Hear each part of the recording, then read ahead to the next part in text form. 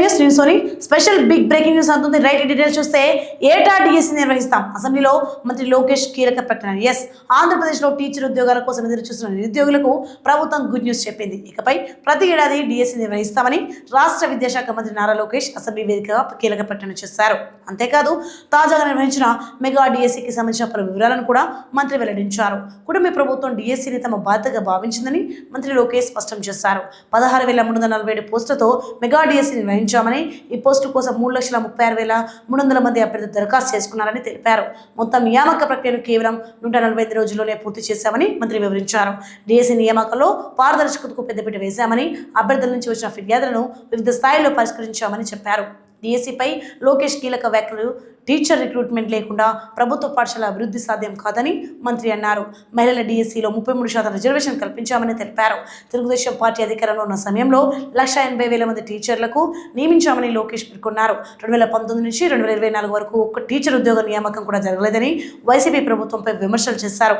YCP హయాంలో సుమారు 12 లక్షల మంది విద్యార్థులు ప్రభుత్వ పాఠశాల నుంచి ప్రైవేట్ పాఠశాలకు వెళ్లిపోయారని ఆరోపించారు.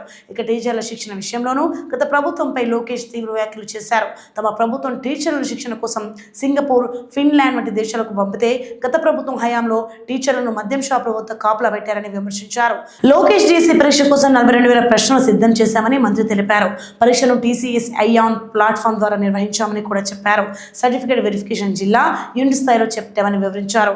వర్టికల్, హారిజంటల్ రిజర్వేషన్లను అమలు చేస్తూ నియామకాలు చేపట్టామని, టీచర్ క్వాలిఫికేషన్లో టెట్ను తప్పనిసరి చేస్తామని చెప్పారు. ఎస్సీ వర్గీకరణ పూర్తయిన తర్వాతే డిఎస్సి నిర్వహించామని మంత్రి స్పష్టం చేశారు.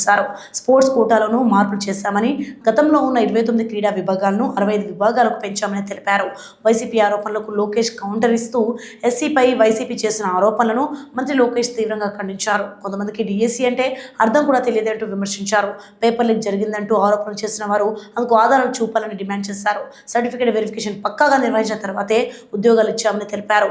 డిఎస్సి ప్రక్రియపై వివిధ అభ్యంతరాలతో 336 కేసులు నమోదయ్యాయని, వాటి కూడా నిబంధనల ప్రకారం పరిష్కరించామని మంత్రి వివరించారు. మొత్తానికి ఏపీ అసెంబ్లీలో డిఎస్సిపై మంత్రి నారా లోకేష్ చేసిన ప్రకటన ఇప్పుడు నిరుద్యోగులు ఆసక్తిని పెంచుతోంది. ఇకపై ఏటా డిఎస్సి నిర్వహిస్తామని ప్రభుత్వం ప్రకటించడంతో టీచర్ ఉద్యోగాల కోసం సిద్ధమవుతున్న అభ్యర్థులకు ఇది కీలకమైన ప్రకటనగా మారింది. ఏటా డిఎస్సి, టీచర్ ఉద్యోగార్థులకు గుడ్ న్యూస్. ఇదే అంశంపై ప్రభుత్వం నుంచి వచ్చే తదుపరి నోటిఫికేషన్ కోసం అభ్యర్థులు ఆసక్తిగా ఎదురు చూస్తున్నారు.